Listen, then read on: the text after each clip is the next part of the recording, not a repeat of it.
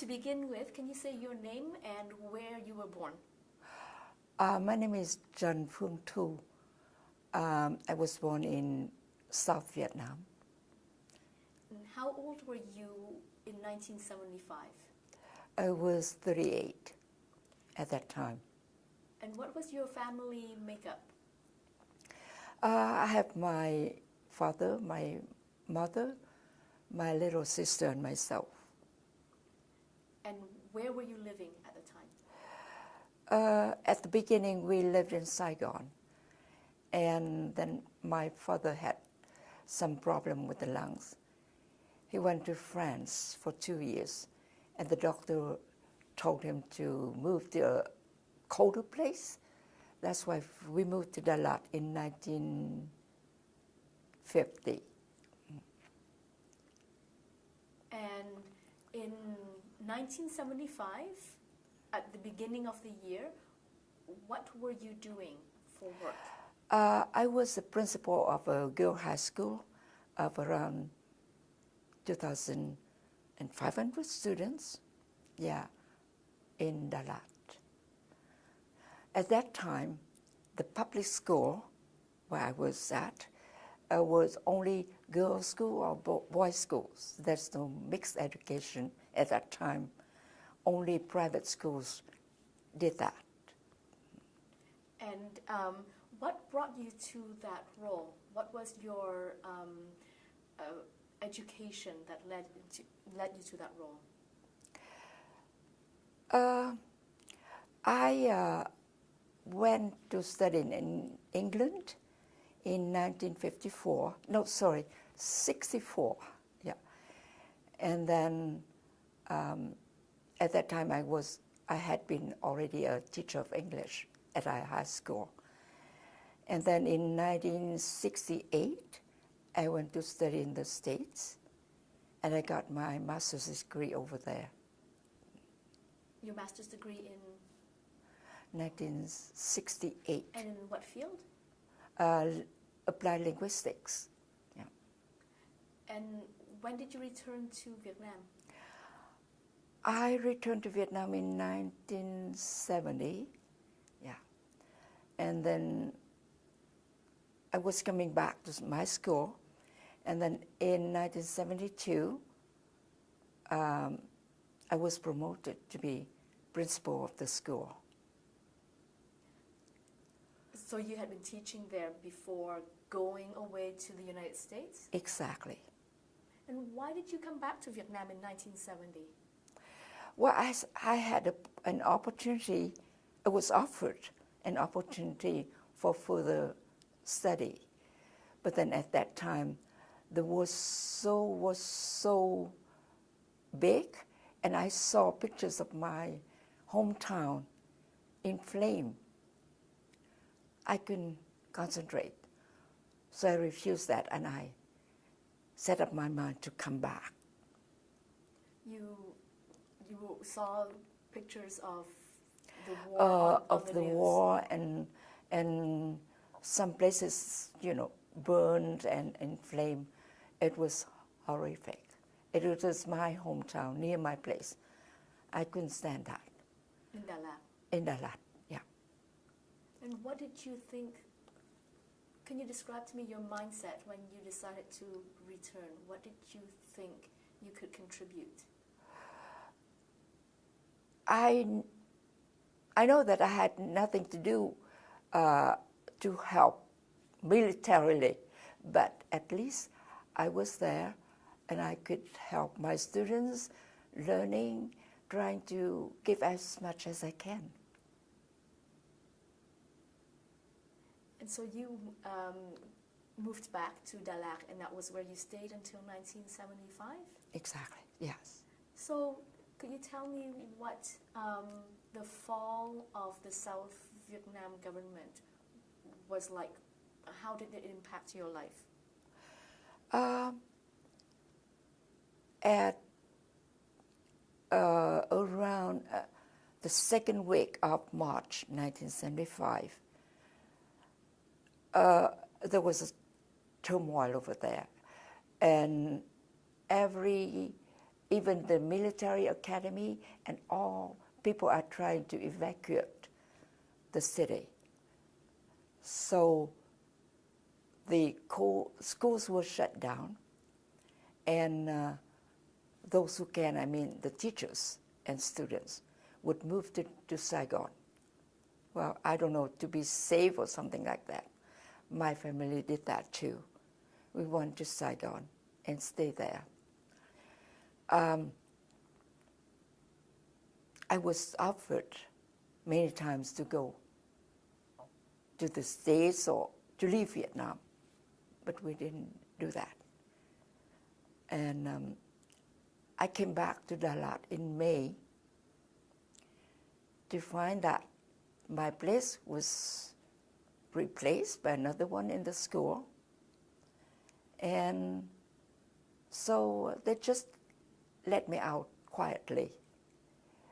And it turned out to be a very good point for me, because being a teacher, I don't want to face with students and tell lies, which is what everyone did at that time. You have to lie. You have to cover up everything. I have to say that you cannot trust anyone. Sometimes a little bit of your stories would be leaked out, and you have to work with the police. So it was a good thing that I stayed home at that time. My little sister was still teaching at that time, but she was so worried, and you know, the situation was so bad. She got what I call the stomach. She got so worried, and she had to stay home many times. At that time, if you asked to be home, I mean to leave your teaching job, you'll be asked why. Why did you work for the previous regime and not now? So everyone just was trying to do what they could. And my sister had to stay home for a few times. And she was asked why. She said, I was sick. And they said, no, either you stay home permanently or you have to teach every day. So it's a good time too. She asked to be home. So we were home. Can I ask you a few questions about that? She was teaching at the same school that you were teaching at? Yes. And you said that you came back in May to Dalat, to the school, to find out that somebody else had taken your Exactly, job. yeah. And you were quietly let go. Yeah, I was quietly let go, exactly, yes. Do you remember the instances that made your sister so mad that she wanted to stay home? It's not your choice. Either you were let go or you have to do something. So, because they let me go, so I stayed home and helped my parents. They ran an ice cream shop. So it's just a reason, because we have people to work for us to do that. But I just say that I was home to help with that. Yeah. What about your sister? Why did she want to stay home? No, because she was down with the name, stomach. She was bleeding inside, you know, because of the stomach ulcer. Yes, ulcer. So she had to stay home and then they didn't want it. They said either you stay home or you go to work every day. So it's a good reason, and she asked to be, you know, home because of her ulcer.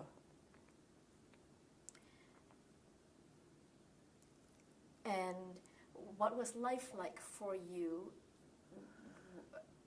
back in Saigon with your sister in Saigon, living with your parents as well? No, in Dalat, you mean? Okay. So she was let go. And we stayed in Dalat until the time we went down to Saigon to, to leave the country. Oh, okay. Yeah. So it wasn't just you who returned in May. It was you and the entire family who went back in May. Exactly. Yeah. So now you're living in Dalat again. Mm-hmm. And what was life like? Well, like I say, everything tried to put up a new face, saying new things, cover things up. And I don't want that. No one wants that.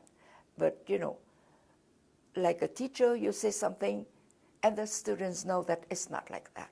You know it. You're doing something wrong. They know you're saying something wrong. How can you teach like that? So it's a good thing that I leave, teaching job at that time. And what about your livelihood? Well, I was lucky they let me stay home.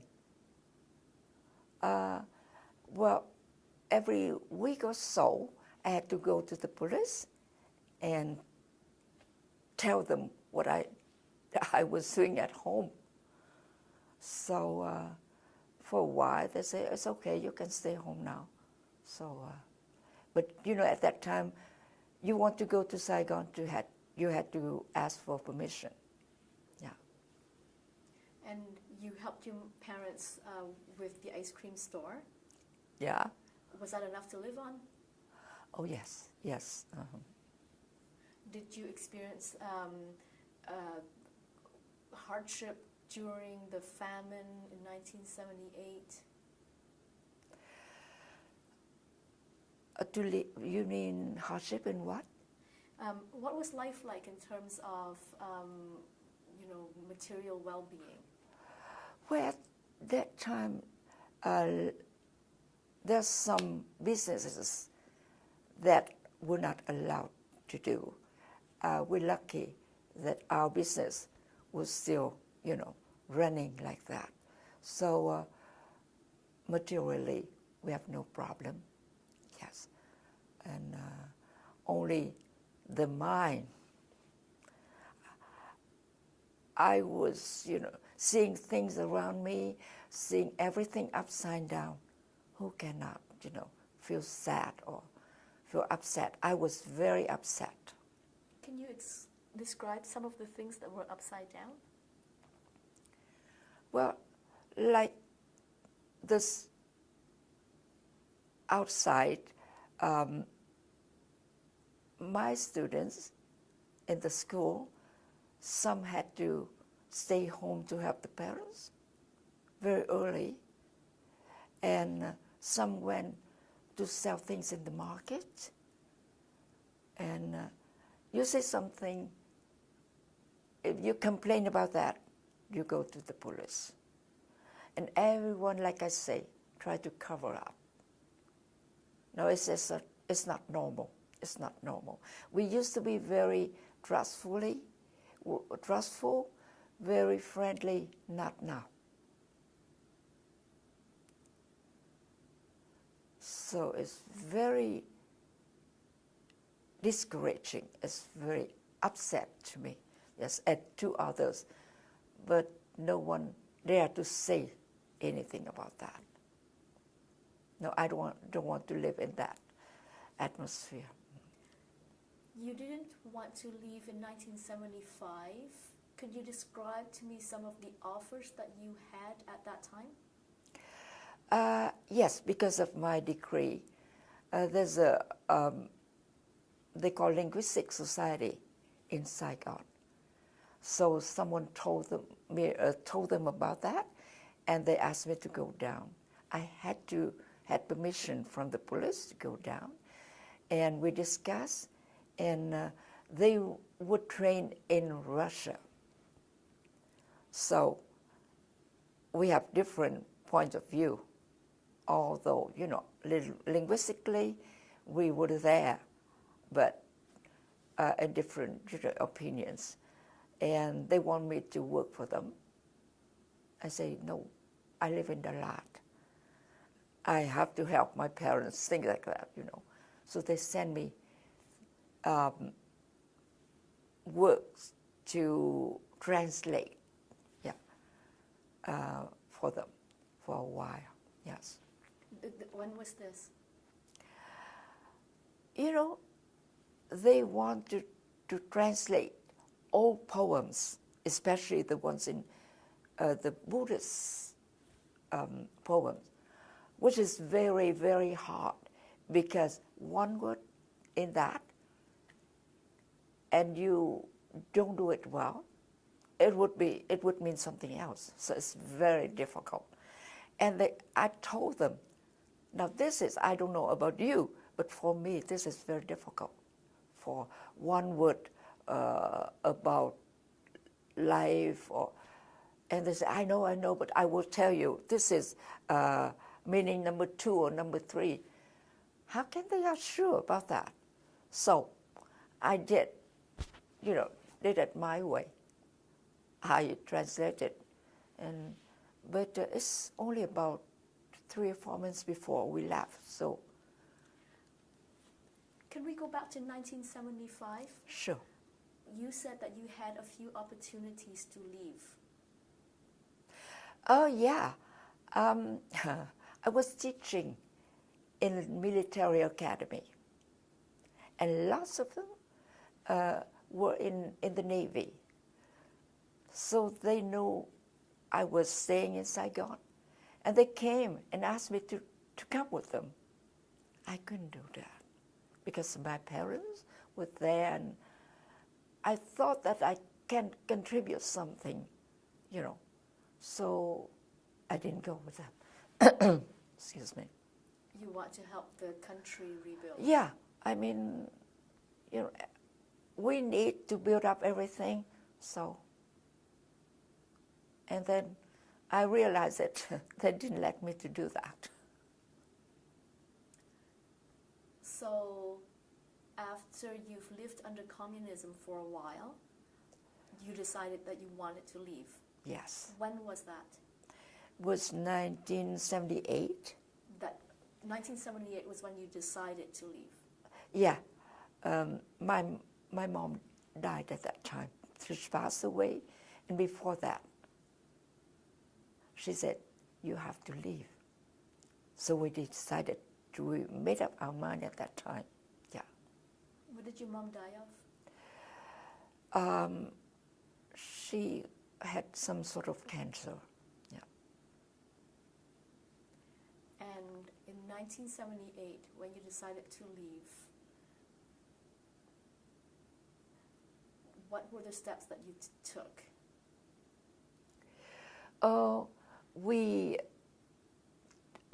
There were 2 families. We had money, so we bought a boat, and the crew were all of the people in the family. They were working for some company like ocean company, doing some, running things on the water. So we tried to, to have a boat, and then we took off in Coeurs. How far is Coeurs from Dalat? No, well, we went to Saigon about 2 weeks before that, yeah. And then leaving the store and everything to my uncle, yeah. So we went to Saigon and prepared to do that. And then from Saigon, we took a bus with other people, to Coeurs. It took about 3 hours to get to Coeurs. Yeah. And this family that you were organizing this trip with, they lived in Coeurs? No, they live in Saigon. Everyone lived in Saigon, yeah. Mm-hmm. And the boat that you bought was in Coeurs? No, they had a hard time hiding the boat. I don't know how they did that, but they did. And you had a boat, you have to buy the motor and everything, and the gas and everything. I don't know how they did it, but everything went well. Yeah. So they bought a boat maybe in Saigon? Somewhere, yes. And they had to find a place. We didn't do that, but the crew, those people, they were all intellects though. They were working for that company, and then they know how to get a boat, and the motor and the gas and everything. So, yeah. You said that they were also members of the family, so... I have my cousin, and then his friends, and those who work in that ocean company, yeah. Mm-hmm. And tell us about the day that you left Saigon to go to Cần Thơ. Well, we were a few people. I know some of the people in the group, and so we went to by bus down to Cần Thơ, and there we met the rest of the group. Yeah, so we spent about 4 hours before it getting dark. So we took off on a small boat, and that took us to the main one. Yeah. And what happened next? So everyone went down to the boat. The children had to go deep down and some had to take sleeping pills to let them sleep. So we went there, and we were lucky because the sea was calm, and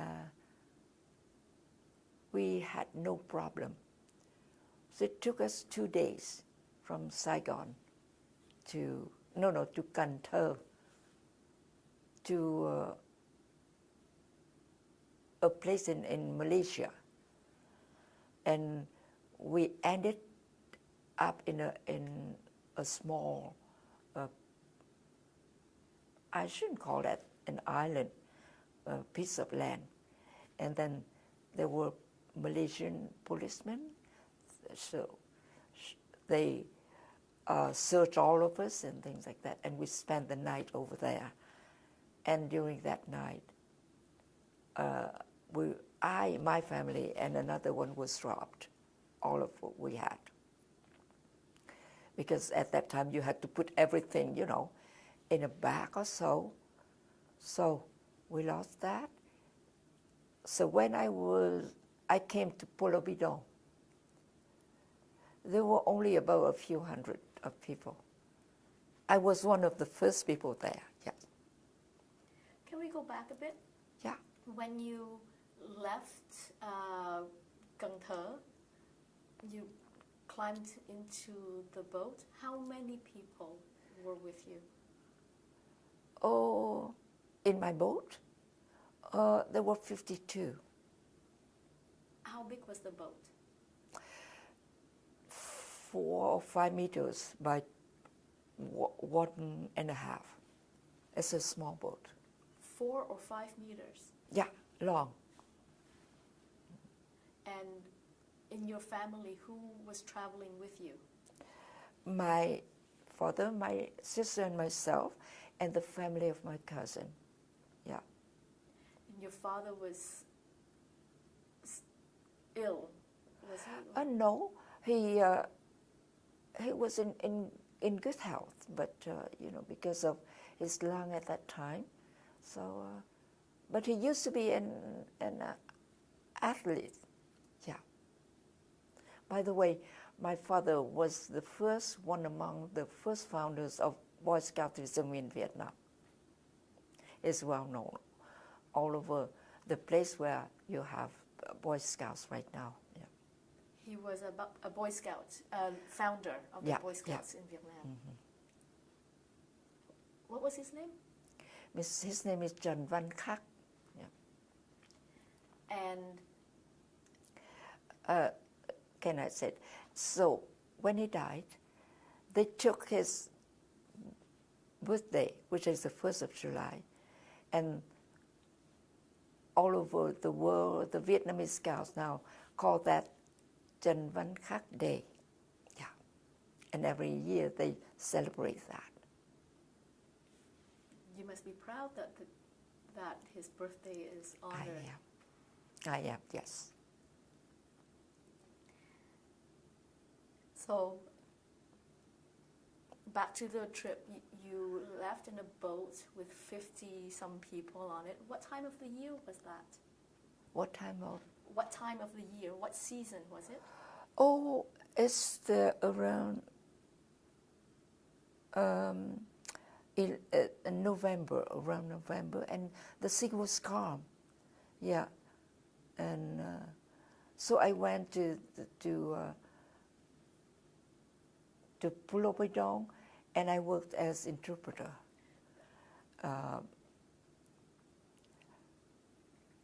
There were a few people at that time. Before that, though, do you mind if we go back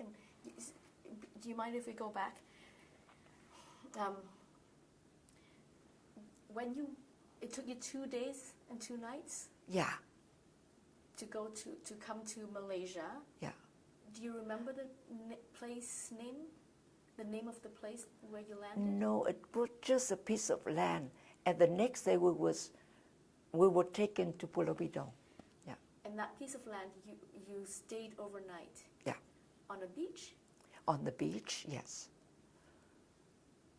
With any kind of shelter, any kind of covering? Oh, they put up a tent, and that was a stormy night. So everyone was, terrified, and we had nothing but our little bags and things like that, and very tired, yeah. And overnight you were robbed? Yes, they took that one, so. Do you know any details about that? Who did it? No. Or how they did it? No, it was midnight. We were very tired, and so my sister got the bag. She put it under her hat, and we just, in a few moments, somebody snatched it, and that's it. What did she lose? At that time, she was crying because they took everything we got. What was that? Oh, jewelries, money and things like that. Yeah. So when I was in the camp, Pulau Pidong, I taught English. Of course, they paid me, but I worked as interpreter. Yeah. For whom? And for the Australian, for the American, for the Canadian groups, everything. And I had a very nice souvenir with one day with Mr. Ian Hamilton. Yeah. Can you tell me about that? Oh, yes. Wait, sorry. Who is Ian Hamilton? Oh, Ian Hamilton is a visa officer from Canada. He came with another one, got something, and I helped him from the morning until late at night.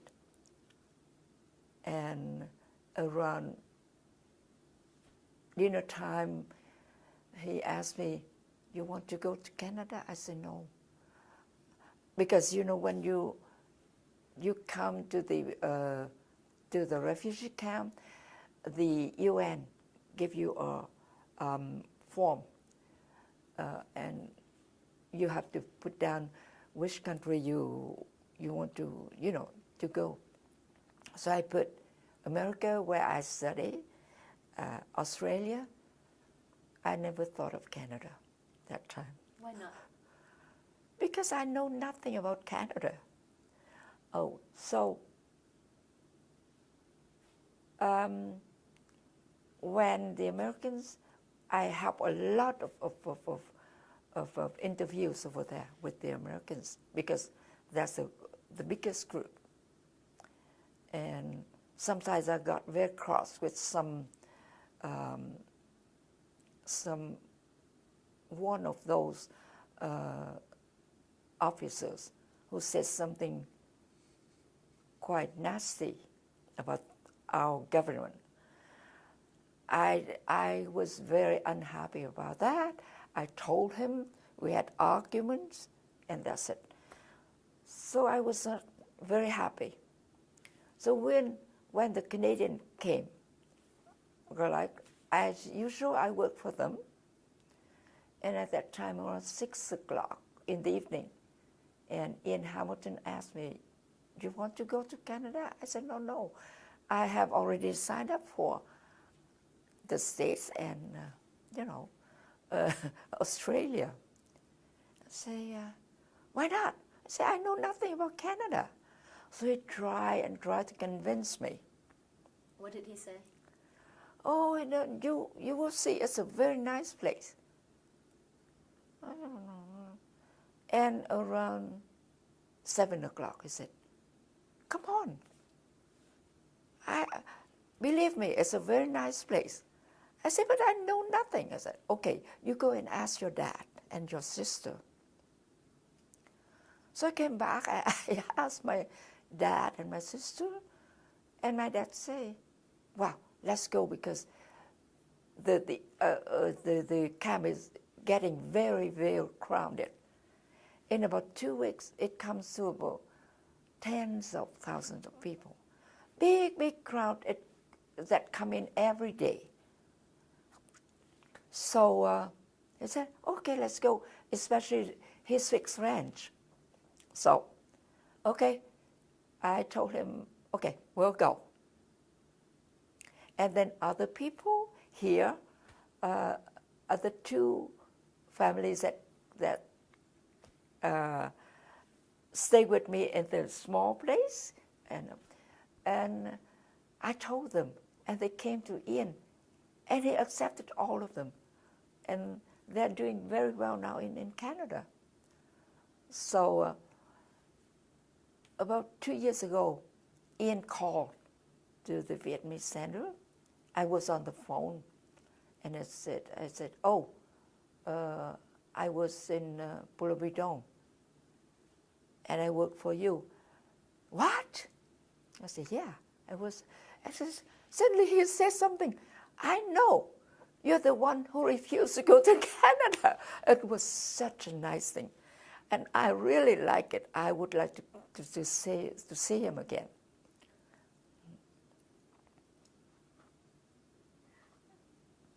It's a very nice story.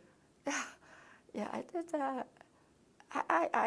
I met some very nice coincidence like that. Yeah. So it was thanks to Ian's urging that you considered Canada. Yeah, he tried to convince me because I said, I know nothing about Canada. Say, what do you know about Canada? And I say, I know it's very cold.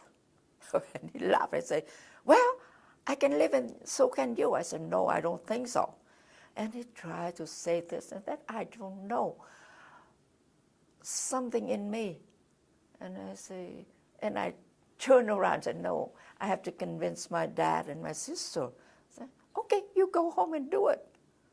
So I went and he was all glad to say, let's go. And my sister said so. So that's why we came with the form and we filled out. And I'm glad I did. And I asked two other very nice families to come with me too. And Ian gave them all that in one night, which is very nice. And at that moment, how long had you been on the island? Oh, only 2 or 3 weeks. So we moved to what they call transit camp. And then somehow people who were supposed to go after me, they all went because we were at the transit camp. So every time people from other island wants to go on the shore and go to Kuala Lumpur, they had to stop in Morang, where I used to stay in the transit camp. So I met a lot of people who were supposed to go after me, and then they all went. I was so mad. And I don't know how to contact with Ian. So I wrote a letter saying, bring me back to Pulau Bidong. I don't want to go to Canada.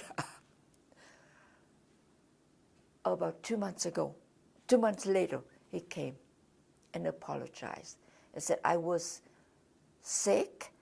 I was in the hospital for about 3 or 4 months. And at that time, because my file was on top, you see, so now they put others on top too. That's why I stayed there for about 4 or 5 months. So he said, that's why I have to come today and bring you up to Kuala Lumpur. Oh, he's such a gentleman. I really, yeah, I'm so honored to work and then know him. Yeah. He came personally Yeah. because of your delay, because of your flight. Yeah, he came and explained to me, because I don't know if he got the letter. I said, bring me back to Pulau Bidong. I don't want to go to Canada. I wrote to him like that. And I said, you know what? I was in the hospital. Oh, so everything, you know, was explained, and I was happy again. And so we went to Kuala Lumpur. Do you know what he was in the hospital with? I don't know, but he was there for a long time. And they were joking, I said, because I was eating noodle all the time. I said, how about me? You know? Yeah, yeah. And the transit camp is Morang? Morang is the transit camp. Yeah. That's where you stayed for four months. 4 months. And in Pulau Bidong, you were there for 2 weeks before you were accepted by Canada. Did you go right away? No. I was there for about 1 week or 10 days, and I met the Canadians. And were you out of Pulau Bidong the next day, or did you have to wait for a bit longer? About 5 or 6 days. Yeah, and then I was taken to Morang. Yeah. What were conditions like in Morang? Well, they gave us, now, this is the first time we were in a built house. Before it was, you know, a makeshift and everything in Pulau Bidong. And we had to lie on, sleep on the floor or everything. But here is a house, empty house. So there were about 100 and something. So some were in we were on the floor and they were upstairs. Yeah. It was a 2-story house. 2-story house. Fitting about 100 and so. Oh yes, people. Oh yes. So everyone said, you know, you had to lie with your feet together like this. So it's just like. And on the floor? On the floor. Oh yeah. Oh yes, on the floor. Yeah. And that was at the transit camp. Yeah. Can you tell me about Pulau Bidong? When you first arrived, you said that you were among the first? Yeah, it was a nice place and a big island. So I stayed near the place where I worked. We had a place for the interview, and then there were a place for the doctors. What you call that? Yeah, and. There were place where they put every day they brought in things to eat, cooked rice, and because they also put some like noodles, things like that in a storage. Yeah, so we stay near that because I will about the first, and then it's easier for me to get to work. You know, yeah. And these facilities, what were they made out of? Of army tents or? it was a makeshift, all of them. All of them were makeshift. There was nothing over there. Yeah. What was your house made of? Oh, we live in a tent. Yeah, and some had a makeshift bed, and some don't. So I was lucky. I got somebody I knew, and they helped my father to have a place to sleep, and of us to have a place to sleep like that. I still have in touch with them right now. We were talking about the old times. Yeah. A place to sleep means like off of the floor, off of the ground. Yeah, yeah. On a bed, a cot, or a piece of wood or something like that. Yes. And as people were arriving, how did the island change? How did conditions change on the island as people arrived? Well, you see, as people kept on arriving, there were lots of activities after that. Yeah, and they even have places to have music at night, and tea rooms, things like that. Lots of activities, yeah. But your father also found it very crowded. Yes, yes. I mean, he said, if we stay in a month or so, that will be very crowded. And so he agrees to go, to go as soon as he can, yeah. What were the conditions like in Pulau Bidang? Well, we had rice every day, and there's a small market over there. People went to the inland and they brought things out. What They brought things like candies, things like that. You know, they bought on the inland, and then they cross the sea again to Pulau Bidang. No, these are all the immigrants. Yeah, they asked, I don't know how, but they asked permission to go inland, and then to go to the hospital or things like that. They have all reasons, they made up all reasons like that. So they brought, on the way back, they brought things like that, yeah.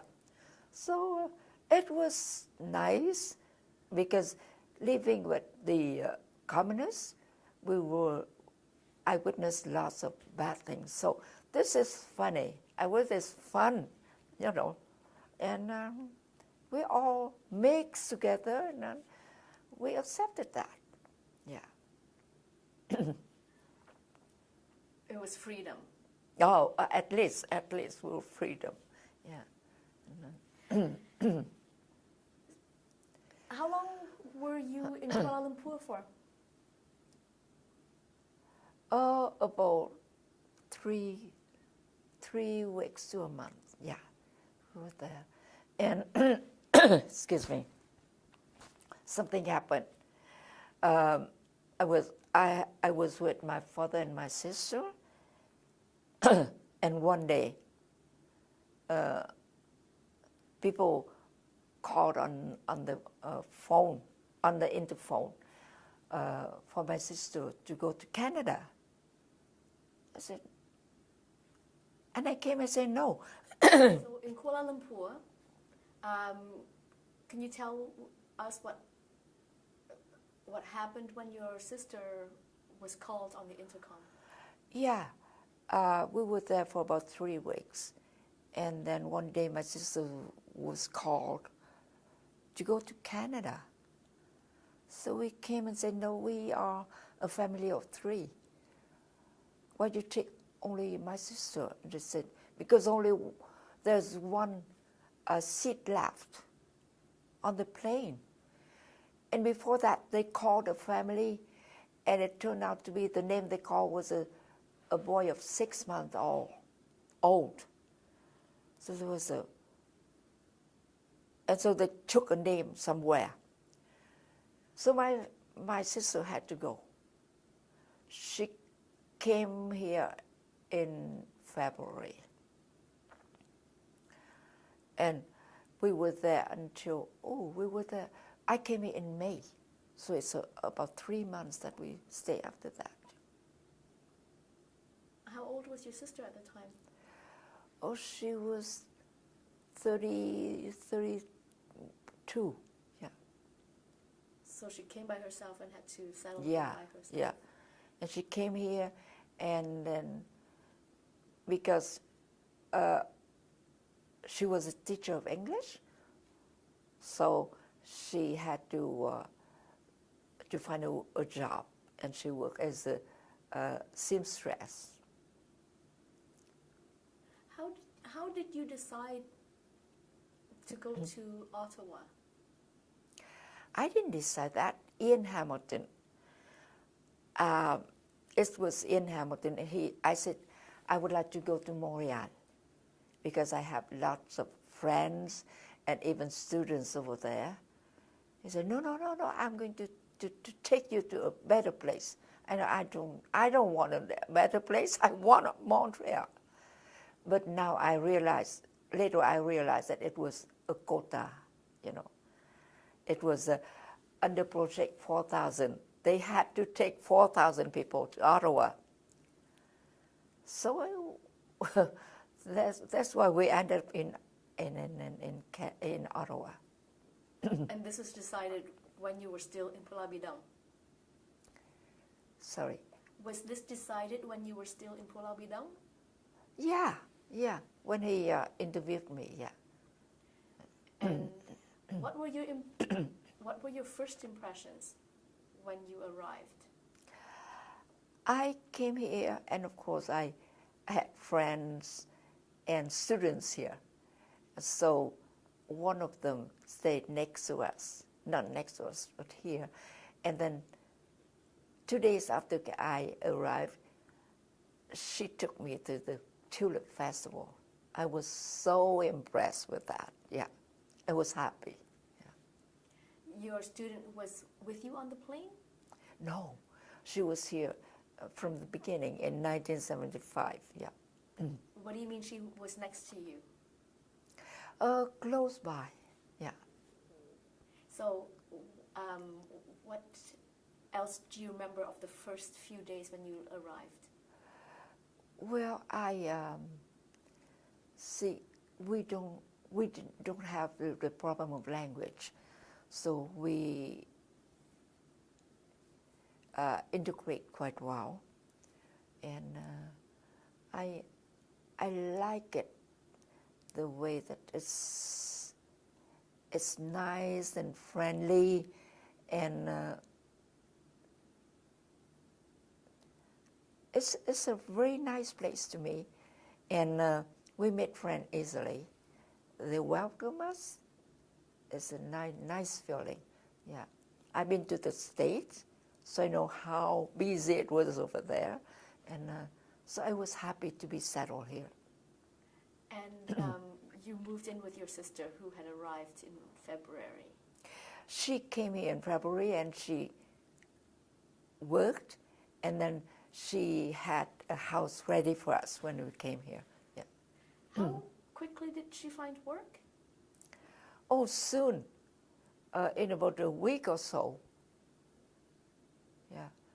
Oh, I had to say that when I came here, I had a first check by Manpower, and it's very unfortunate because they did something, and they forgot my dad. For a year and a half, he didn't have anything, but I was lucky to have a good job, so we had no problem. And about 2 years later, we had to complain about that, and after that, he got his How did you find your first job? At that time, Algonquin College and the other place is another college in town. They opened classes for refugees. Yeah, ESL class. So the man in manpower told me to apply, and I was accepted right away. Yeah. There were 2 Vietnamese at that time, Mrs. Tuan and myself. Yeah. Who taught?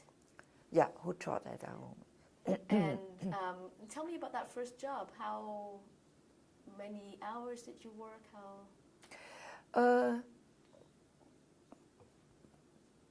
Teaching is something with me all the time, so I have no problem. We had a class of around 20 refugees each time. Most of them were Vietnamese. I had also Chinese of Vietnamese, Vietnamese of Chinese origin. Yeah, I had some Cambodians. Yeah, so it was nice because everyone felt, comfortable to be together, to be refugees all the time. Yes. And what about your sister? Did she ever find a job in teaching? Yes, later on she went to Algonquin and she studied librarian technician, and after that she got a job. Doing what? Library technician. Yeah. And what about your dad? Did he work at that time? No, he was over 70 at that time. Mm-hmm. Yeah. How did he find his first day settling in? He was happy because, he went to the ESL class at a school operated by the, for the refugees. And he met a lot of old people over there. He was happy. He was very happy. So the ESL class seemed to be the place that pulled the newly arrived refugees together. Exactly. But for my dad, he was at High School of Commerce. Yes. And he met people who came here before and, who couldn't go to ESL class. Like my ESL class was funded by the government, and the students got paid for 6 months to learn English. But my dad was different. He came there and he was, registered to learn English. But he was happy to meet many old people like him, and And how long did it take for you to feel settled into the country? How long? I don't know. I don't have problem with my language, and I had good job, so I went right in. Yeah, Did you face any obstacles or challenges? No. But I taught for over 2 years, and then the numbers of refugees were, smaller and smaller. So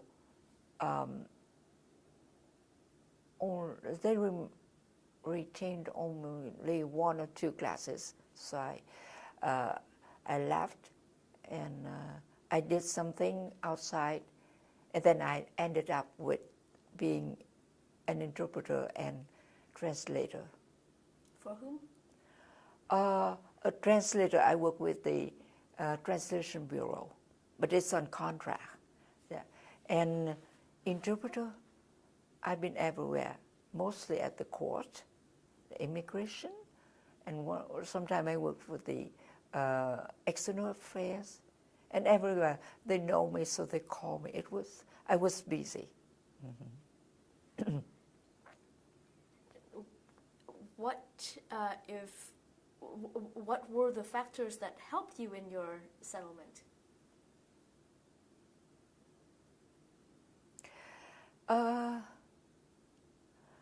I, like I say, I don't have problems with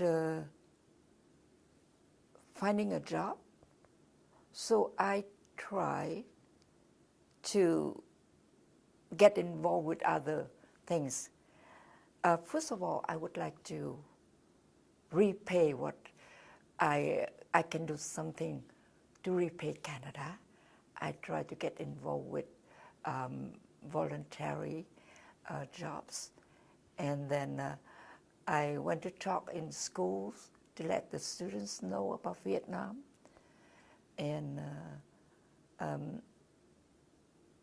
I ran a school for teaching Vietnamese. Yeah, all, of course, all volunteer work. Yeah, and then I ended up in teaching the diplomats going to Vietnam. It was paid. It was a paid job. Yeah, so I had 3 ambassadors and lots of secretaries, yeah, who went there, and it was all very nice, yeah. Can you tell us about the work that you did going to schools to tell children about Vietnam? Yeah, I was asked to go to the schools, some at the elementary schools, some at the high schools, and I talked about my journey here, and they wanted to know about Vietnam. I can answer that. And your job starting a Vietnamese school, or it was a volunteer work? As a volunteer work, yeah. What did that involve? Well, I had 3 teachers at the beginning to teach, and these are children of my, first of my friends, and then people know about that, so it's getting bigger. Right now, it's different. Right now, they have schools run by the school boards. So they were paid, and then the children had to register and things like that, yeah. Before, it was all volunteer. Where was it run out of? Where? First of all, because I live at Bayshore at that time, so we had 3 classes in the elementary schools over there, and later on, we had a place, big place in right at the Chinatown, yeah. And how big was that school? Oh, recently it was very big. Sometimes we had over 300 students, yeah. And then we had another class, and this is a credit class for students. And it was at the Glebe, yeah. So how long did you stay involved in the language school, the Vietnamese language school? Well, we started the school, and then we had teachers, and then I taught at the Nguyễn Du School, which is a secondary level. After 4 or 5 years, I left, and the school continued until now. And how long did it run on as a volunteer effort? I think about 3 years, yeah. Was that when it became part of the school board's No, offerings? no, later than somebody asked the school board, and so it was, publicly funded, and then... When was that? Oh, it must be about over 10 years ago. Over 10 years, yeah. So, oh, and back to your work, preparing ambassadors and secretaries to go to Vietnam. What kinds of things did you train them in? Well,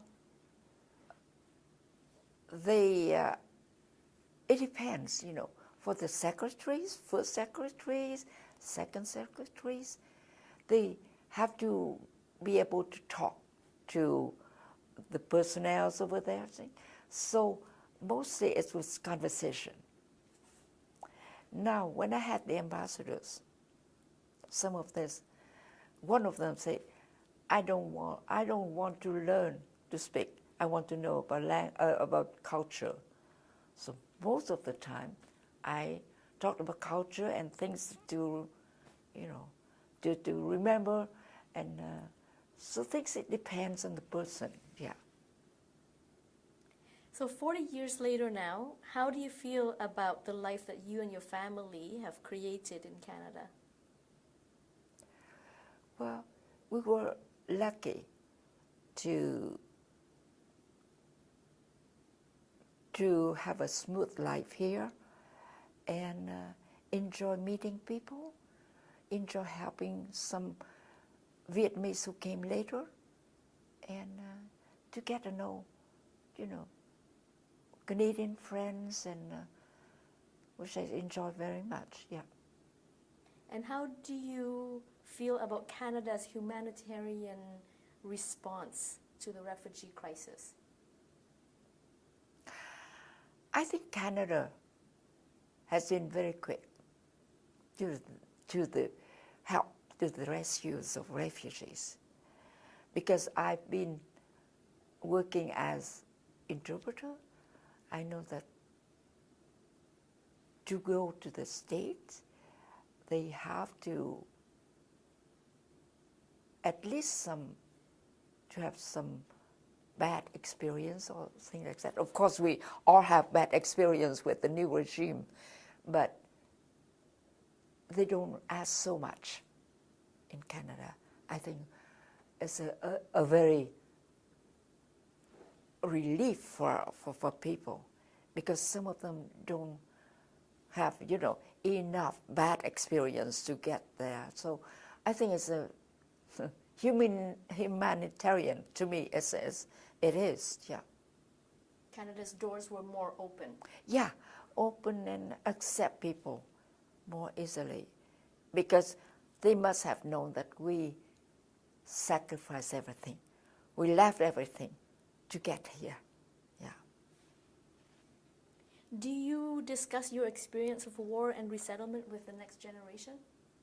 Oh yes, oh yes, in the classes, and but you know, the younger generation now, they don't want to listen to that. So we have to get books for them. Yeah, I want them to go to schools in order to, you know, about that. But sometimes they are too busy at school, you know, and which is not good. Yeah. What do you think that they can learn from your experience? What do you think the next generation can learn? Oh,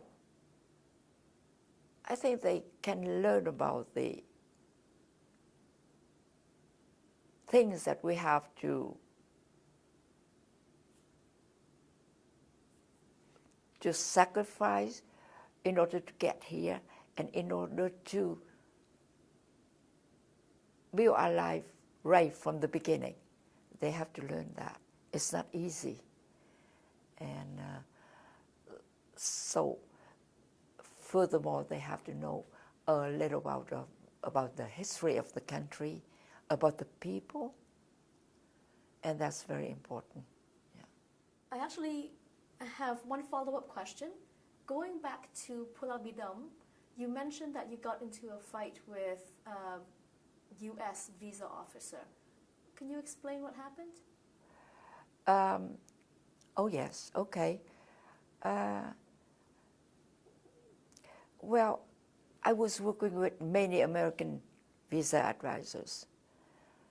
They're all nice, but there was one who usually made nasty remarks to the people interviewed. I didn't like it, but it was not my, my job to tell him or to the other. And one day, he was interviewing a person, and we were reading the ID card. You know that they have to write everything exactly down to the file. And then the name of the place, birthplace of that person was written something. I said, I have to ask him. So I asked him, and he said to me, so I said, no, it must be written like this. I spelled it for him. And he said, you know what? This is issued by the South Vietnamese government. Yeah, of course. You know, the Vietnamese government did everything brilliantly except they lost the country. I was so mad. I said, listen, if you don't think that you have a big responsibility in that, let me tell you. The Americans? Yes, the Americans. You see, why the North had two big allies that gave them ammunition and even people in the battle. And here, you just gave us munitions, and suddenly you stopped it. You stopped everything. So how can you expect we manage without losing it? And he said, oh, I'm joking. I'm joking. I said, no, you are insulting me. I feel very bad about that. That's why when Ian Hamilton told me about the country, I said, why? Why don't I come to here? I never thought of Canada at the beginning, at the first place, no. But I was very impressed by the way he took the refugees, he answered them. I felt very different. So I agreed. So the next day, I worked again for that American visa officer. I said, do you know what? I signed up to go to Canada. What? I thought it was a joke. I told you. This is an insult. So he apologized, but it's too late. It wasn't just that insult. You said that he made nasty remarks before. Oh, he said that a person said, okay, when asked, what are you going to do in the States? He said, oh, well, we'll go to school. Why not?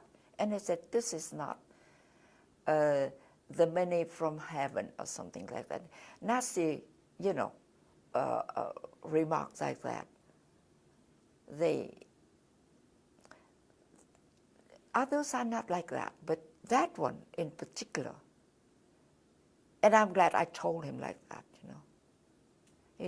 he shouldn't look down on the refugees. The way he did was that. Yeah. Thank you. You're welcome. Thank you for your story. Thank you for sharing your stories. Thank you. So can you tell me what documents and images you have brought with us, for us? Yes, these are the things that I cherish. My first visa to come to Canada, the only thing that makes sad is that it stays status.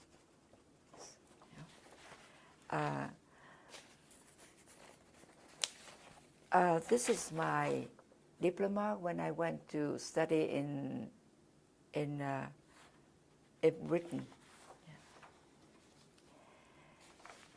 And this is my degree I got in the States, in Bloomington, Indiana. And this is a picture of myself at the camp, drawn by an artist over there. Thank you.